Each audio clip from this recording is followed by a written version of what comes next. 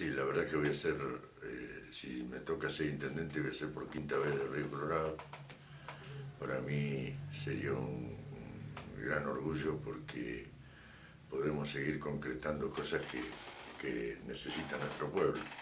Y más que nunca hoy que hemos perdido, con este gobierno actual, hemos perdido 4 años de vida y que el desarrollo de nuestro pueblo no se llevó adelante bajo ningún punto, ni desde el punto de vista social ni desde el punto de vista económico. Creo que la reactivación que tenemos que provocar es, es muy clara, es decir, tenemos 3 o 4 temas fundamentales que son la obra pública que tenemos que salir a gestionarla, la horticultura por inmediatez de la producción y de la venta,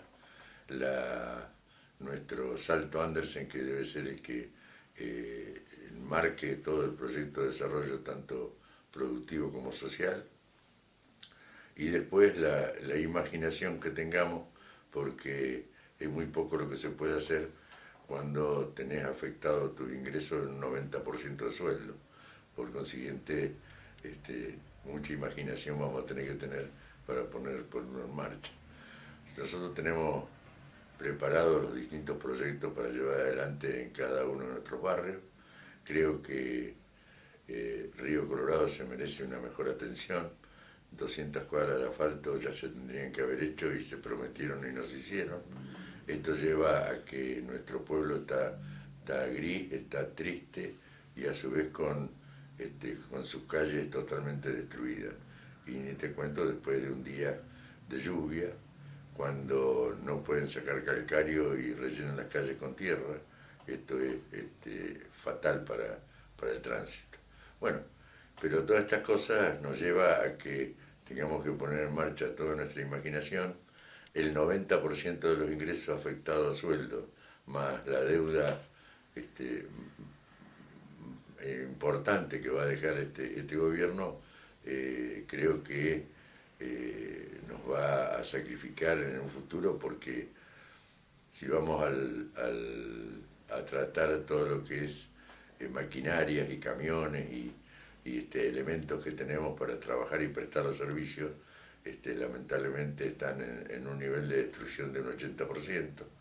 Por consiguiente tenemos que salir a buscar créditos para poder comprar por lo menos 2 camiones volcadores, 2 regadores, un camión de recolección de residuos, de basura, una motoniveladora y una pala cargadora con retro. Todo esto es un montón de millones de pesos que tenemos que lograr el financiamiento por parte de la provincia para poder, en sistemas de créditos tanto de los bancos privados como los bancos nacionales, y encontrar la vuelta para poder comprar toda esta maquinaria, si no, no podemos trabajar. Después creo que se ha adormecido la administración, por consiguiente ninguno de los empleados en este momento están preparados ni capacitados para provocar una reactivación por sí solo de la municipalidad. Es gasto y gasto público, que sigue siendo importante para los ingresos del pueblo, el gasto público en general, pero no el gasto público sin trabajo ni poder dedicarle a la producción o a la inclusión social, que lamentablemente no se ha llevado adelante y solamente se ha basado en promesas y discursos que la gente hoy lo está tomando como, a verse que como se han reído del pueblo, ¿no? Lo nuestro es muy sencillo, es trabajar. Creo que son muy pocas cosas las que tenemos que hacer. Tenemos que ponernos en marcha con la fruticultura, solucionándole uno de los problemas más serios que tienen los productores que han abandonado su chacra, es porque el título de propiedad no lo tienen ni lo pueden lograr. Por consiguiente, si nosotros no nos ponemos a trabajar en eso y ayudarlos a que lo tengan, no van a ser personas con acceso al sistema.